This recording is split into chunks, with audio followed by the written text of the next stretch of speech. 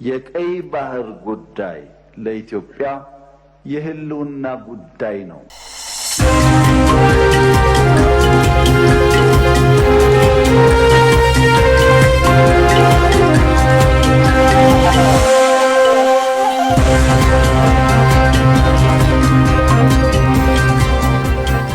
ዓለም አቀፍ ትንታኔ ለወስዳችሁ ለጦርነት መጀመር ምክንያት የሆነው የፍልስጤም ሐማስ ቢሆንም ከዚህ ወዲህ በኔታንያሁ የሚተመራው እስራኤል የወሰደችው ወታደራዊ እርምጃ ግን ከሰብአዊነት ያፈነገጠ ተፈጥሮን የሚጻረር ተግባር እንደሆነ ብዙዎች ተናግረዋል። ከቅርብ ጊዜያት ወዲህ የእስራኤል ተጠባባቂ ወታደሮች ሳይቀር የበረታ ተቃውሞ እየገጠማት ይገኛል። ይህንንና ተያያዥ ጉዳዮችን ባለቱ በዓለም አቀፍ ትንታኔያችን እንመለከተዋለን። ከ50 ሺህ ለሚልቁ ፍልስጤማውያን ህይወት መጥፋት፣ ለሚሊዮኖች ከመኖሪያ ቀያቸው መፈናቀል፣ መሰደድ፣ መራብ፣ መታረዝ ብሎም ከፍተኛ ዋጋ ተከፍሎባቸው በልፋት የተገነቡ ከተሞች አያሌ ዓመታትን ወደ ኋላ እንዲመለሱ የሚያስገድድ ውድመት ምክንያት ናት እስራኤል። አሁንም ቢሆን መጠነ ሰፊና አውዳሚ ጥቃቶችን ቀጥላ ባለችበት ሁኔታ ሰብአዊ እርዳታ ለሚሹ ዜጎች ምንም አይነት እርዳታ እንዳይገባ እገዳ በመጣል ለአእምሮ የከበደች ሀገር መሆኗን ቀጥላለች። ይህ ድርጊቷ ከዋነኛ የጉዳዩ ባለቤቶች ፍልስጤማውያን ባሻገር በተለያዩ የዓለም ክፍል የሚገኙ ተቋማትና ሚዛናዊነትን አእምሯቸው የሚያስቀድም ሰዎች እየተቃወሙት ይገኛል። በተለይም ከቅርብ ጊዜያት ወዲህ በአገሯ ልጆች ሳይቀር የበረታ ተቃውሞ እየገጠማትም ነው። ከነዚህም መካከል በሺዎች የሚቆጠሩ ተጠባባቂ የእስራኤል ወታደሮችና የቀድሞ የስለላ ኃላፊ ይገኙበታል። ይህንና ተያያዥ ጉዳዮችን በዓለም አቀፍ ትንታኔያችን እንመለከተዋለን። አበረስሜነ ነኝ። ምንም እንኳን ለጦርነቱ መጀመር ምክንያት የሆነው የፊልስጤሙ ሐማስ ቢሆንም ከዚህ ወዲህ በኔታንያሁ የምትመራው እስራኤል የወሰደችው ወታደራዊ እርምጃ ግን ከሰብአዊነት ያፈነገጠ ተፈጥሮን የሚጻረር ተግባር እንደሆነ ብዙዎች ተናግረዋል። ከጠቅላይ ሚኒስትር ኔታንያሁ እስከ ከፍተኛ ባለስልጣናት በዓለም አቀፍ የወንጀለኞች ፍርድ ቤት በዘር ማጥፋት ክስ እንዲቀርብባቸው ምክንያት የሆነም ጉዳይ ከሆነ ከራርሟል። ኔታንያሁ አንድም የቀኝ ዘመም ጦርነትን ፈላጊ ሹማምንት ግፊት መበርታት በፍልስጤማውያን ላይ ሀገራቸው የምትወስደው እርምጃ እንዳያባራ ምክንያት ሆኗል። በሌላ በኩልም ሐማስ በእስራኤል ወገን የሚቀርቡ የተኩስ አቁም ስምምነቶችን ያለምንም ማንገራገር እንዲቀበል ያካል ሆነ ግን ከምድረ ገጽ ለማጥፋት ያሰሙትን ዛቻ ተግባራዊ የማድረግ ብርቱ ፍላጎታቸውን እያንጸባረቁ ይገኛል። በተለይም ጦርነቱ ከተጀመረበት ከአውሮፓውያኑ ጥቅምት 2023 ወዲህ በእስራኤል ጥቃት የተገደሉ ፍልስጤማውያን ቁጥር ከ51 ሺህ አሻቅቦ በሚገኝበት በዚህ ወቅት አሁንም ከድርጊቷ ለመታቀብ ፍላጎት አለማሳየቷ አነጋጋሪነቱ እንደቀጠለ ነው። ለዚህ መፍትሄ ይሆናል ያሉ በተለያዩ የዓለም ሀገራት የሚኖሩ ፍልስጤማውያን ለወገናቸው ድምጽ በመሆን ተቃውሟቸውን እያሰሙ ነው።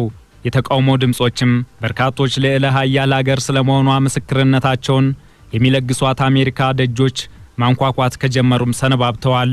የፍልስጤማውያን የማያባራ የጠመንጃ ናዳ እንዲወርድባቸው ዋነኛ የእስራኤል ወዳጅ የሆነችው አሜሪካ አውዳሚ ቦምቦችን ከማቅረብ እስከ ሁነኛ የመፍትሄ ሀሳቦችን መጠንሰስ እየታተረችም ትገኛለች። በዚህ ምክንያት አሜሪካ በፍልስጤማውያንና የእርሷ ጭንቀት በሚያስጨንቃቸው የባህረ ሰላጤው ሀገራት ዘንድ የምትወገዝ ሀገር ከሆነችም ከራርማለች። በእርግጥም ከቅርብ ጊዜያት ወዲህ ነገሮች መልካቸውን እየቀያየሩ መሆኑ እየታየ ነው። ለዚህ ማስረጃ በመሆን የሚቀርበው ደግሞ የእስራኤል ጭካኔ የተሞላበት ድርጊትን የሚቃወሙና የሚያወግዙ እስራኤላውያን ሳይቀር ብቅ ማለት መጀመራቸው ነው። ተቃውሟቸውን ማሰማት ከጀመሩት መካከል ተዋጊዎች፣ የስለላ ክፍል ባልደረቦችና ተሸላሚ ወታደራዊ አዛዦችን ጨምሮ ከሁሉም የሰራዊት ክፍሎች የተውጣጡ በሺዎች የሚቆጠሩ የእስራኤል ተጠባባቂ ወታደሮች ይገኙበታል። ቀድሞውኑ በሐማስ እጅ የሚገኙት ታጋቾች እንዲለቀቁና ጦርነቱ እንዲያበቃ መንግስት ስምምነት ያድርግ በሚል የቴል አቪቭን መንገዶች በተቃውሞ ሰልፎች ሲያጥለቀልቁ ለቆዩት ተቃዋሚዎች የወታደሮቹ መጨመር ለኔታንያሁ ስጋትን የሚጨምር ለፊልስጤማውያን ደግሞ ተስፋን የሚሰንቅ ጉዳይም ሆኗል። ወዲህ ደግሞ የተፈጥሮ ምላሽውን ሰው ሰራሽ ችግር በውሉ ቅና ያልተገኘለት ሰደድ እሳት ይለበልባት ለጀመረችው እስራኤል ወዳጆቿ የድጋፍ እጆቻቸውን መዘርጋትም ጀምረዋል።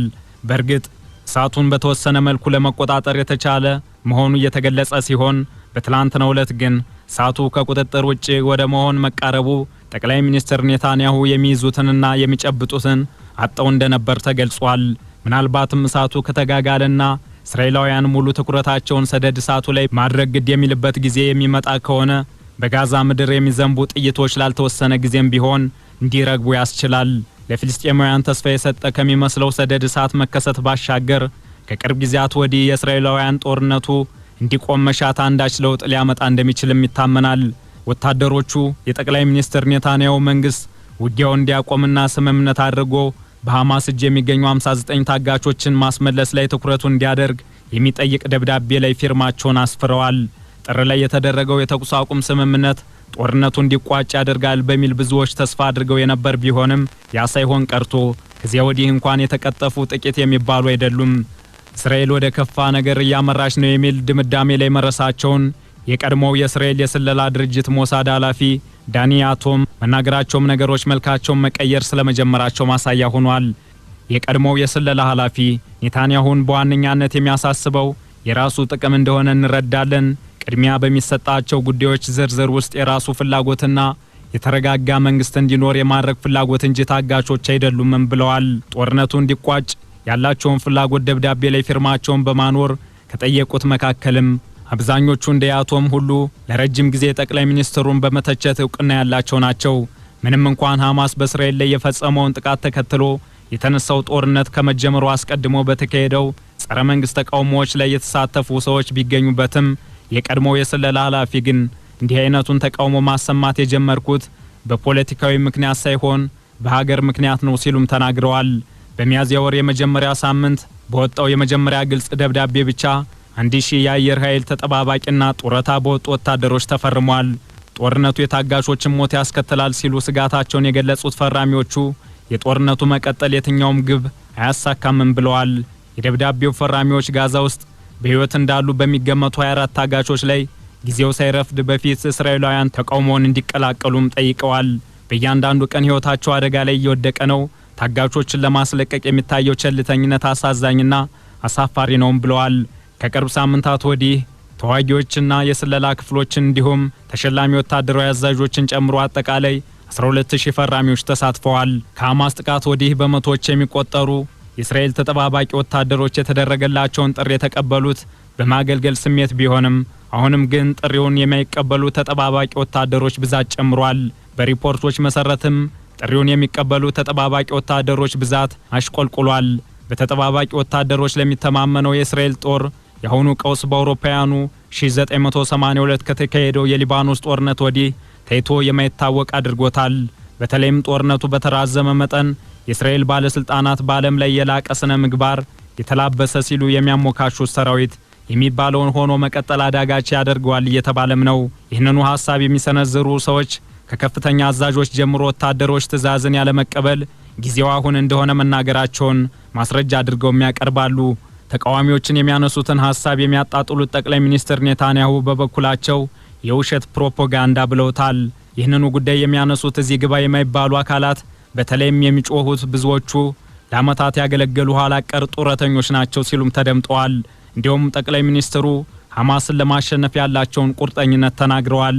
ምንም እንኳን ኔታንያሁ እዚህ ግባ የማይባሉ ኋላ ቀር ጡረተኞች ሲሉ ቢገልጿቸውም ከአንድ ዓመት በላይ ለሚሆን ጊዜ የጸረ ጦርነት የተቃውሞ ሰልፎች ሲካሄድባት በቆየችው ቴል አቪቭ አሁንም የታጋቾችን ፎቶ በመያዝ የሚቃወሙ እየተበራከቱ ነው።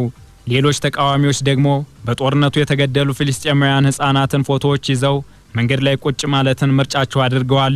በቀጣይስ ተጠባባቂ ወታደሮች የተሳተፉበት ተቃውሞ ለውጥ ያመጣል ወይስ ጠቅላይ ሚኒስትሩ እንዳሉት እዚህ ግባ የማይባሉ ኋላ ቀር ጡረተኞች ይሆናሉ የሚለው ይጠበቃል። ይህንኑ ዓለም አቀፍ ትንታኔ ስናዘጋጅ ቢቢሲ፣ ፎሪን ፖሊሲ እና ዘ ጋርዲያንን በዋቢነት ተጠቅመናል።